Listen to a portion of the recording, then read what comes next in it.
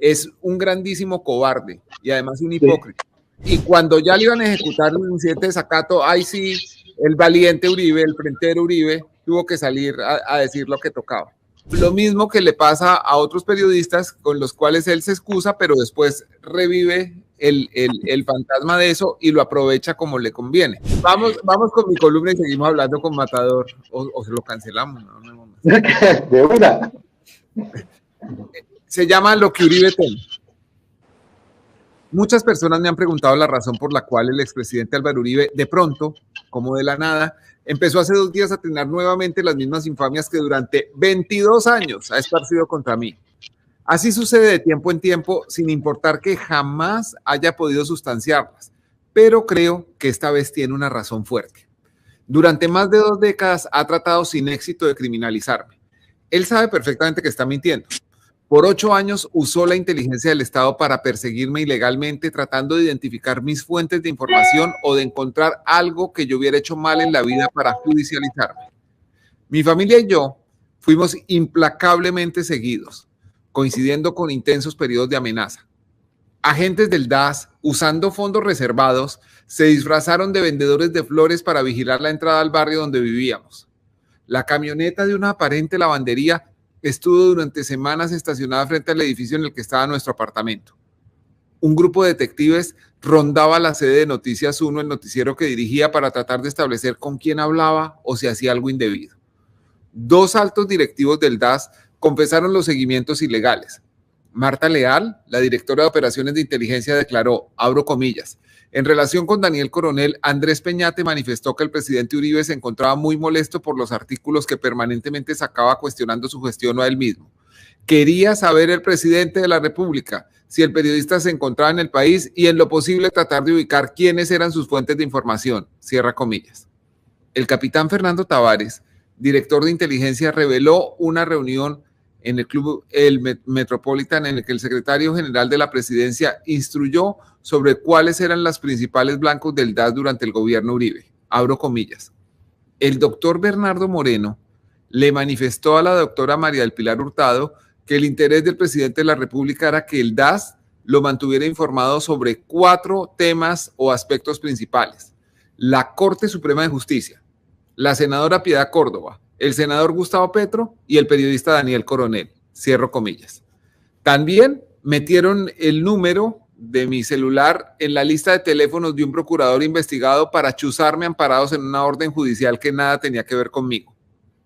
Por estos delitos fueron condenados los altos directivos del DAS, incluyendo a su directora María del Pilar Hurtado.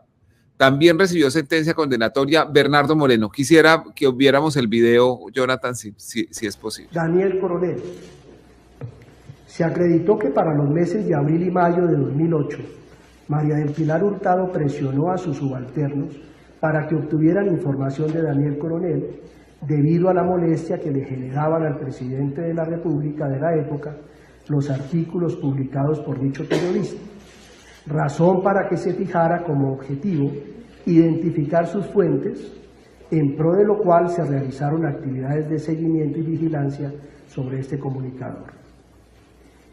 En lo que atañe a Bernardo Moreno Villegas, existe claridad en torno a que en el desayuno de septiembre de 2007 dio la instrucción de que el DAS recaudara información sobre Daniel Coronel, a pesar de que no había una razón legítima para activar el aparato de inteligencia del Estado, puesto que el interés de la presidencia en obtener esos datos se fincó en la postura crítica al gobierno desplegada por el periodista. Así las cosas. Bueno, pues María del Pilar Hurtado, Bernardo Moreno fueron condenados. Uribe sigue sin condena por esos hechos. La impunidad de la que ha gozado el expresidente lo ha llevado a seguir repitiendo sus infamias, sin importar que un juez de tutela le haya ordenado rectificar. Lo hace de mala fe, fingiendo que cumple la orden judicial, haciéndolo a medias para volver al ataque. Todo en retaliación por las investigaciones periodísticas que he hecho. Algunas de ellas son la yidis política, que llevó a la cárcel a 2 de sus ministros y a 3 congresistas, el enriquecimiento de sus hijos con decisiones tomadas por subalternos de su gobierno, buena parte de Agroingreso Seguro que produjo la condena de Andrés Felipe Arias y los testimonios sobre el grupo paramilitar Los 12 Apóstoles que tienen a su hermano Santiago al borde de una condena que duerme en un juzgado de Medellín hace más de 2 años. También, quizás ustedes lo recuerden, he publicado las pruebas que hoy tienen imputado al expresidente por soborno de testigos y fraude procesal.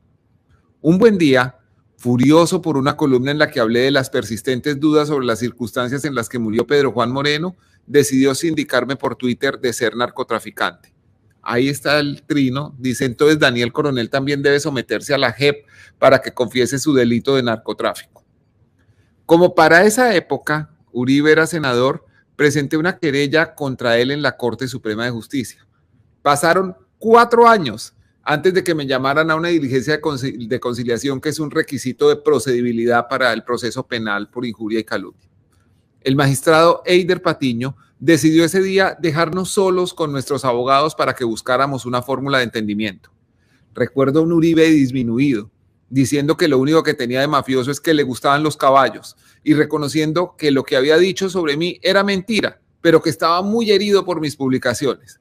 La reunión terminó con la sugerencia de Uribe de que su abogado y mi abogada se reunieran para acordar los términos de su retractación. La audiencia ocurrió justo cuando yo empezaba a publicar las pruebas de las presiones al testigo Juan Guillermo Monsalve.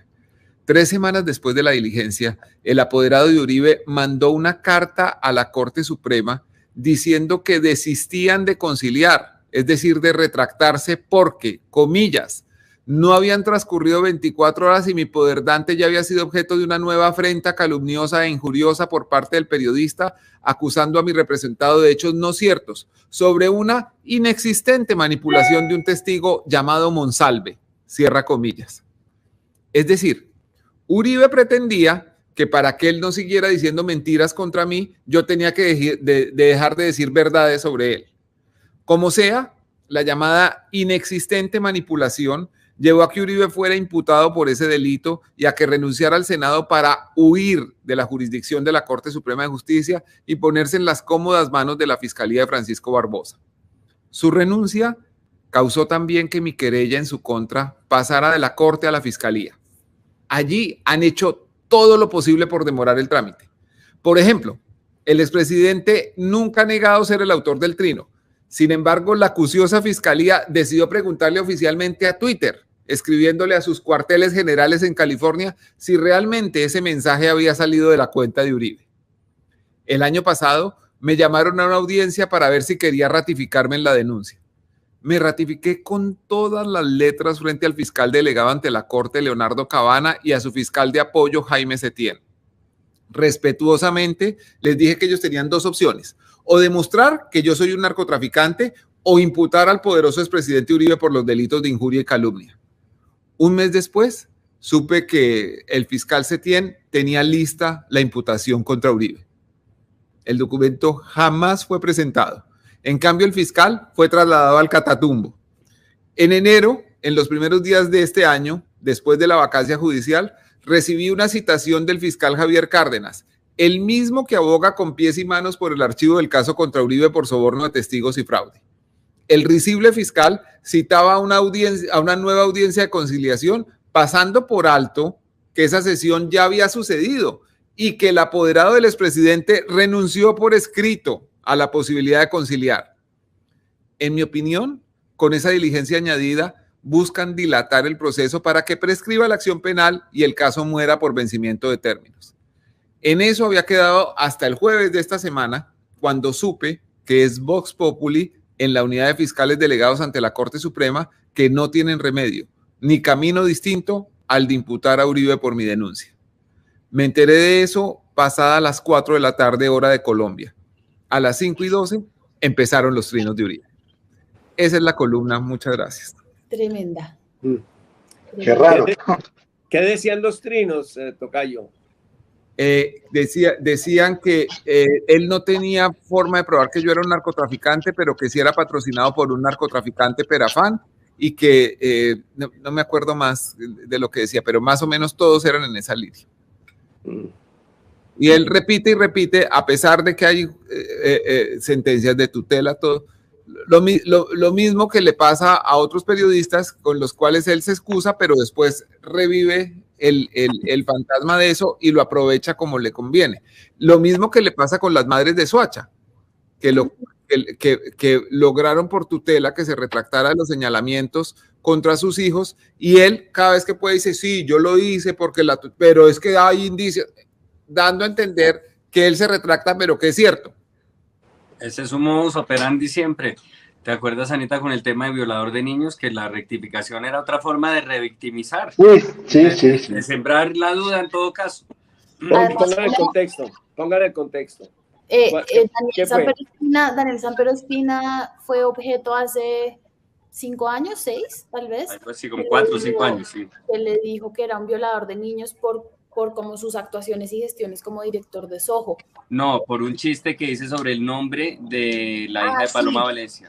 Sí, eso fue lo que lo suscitó, pero él se amparaba mucho en el discurso de lo de Soho y que habían sacado una vez fotos de menores de edad. El juez de tutela le ordenó rectificarse, tuvimos el honor de llevar ese proceso y cuando salió, me acuerdo mucho, estaba él en un evento público, hizo la rectificación y la rectificación era pues otra Era peor. Sí, era peor. Sí, yo me acuerdo.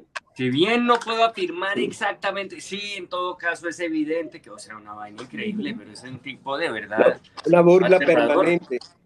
Se ha burlado de la justicia colombiana. Estamos acostumbrados a resignarnos a eso. Y entonces, cuando hizo esta rectificación, en un momento dijo que yo era un extraditable.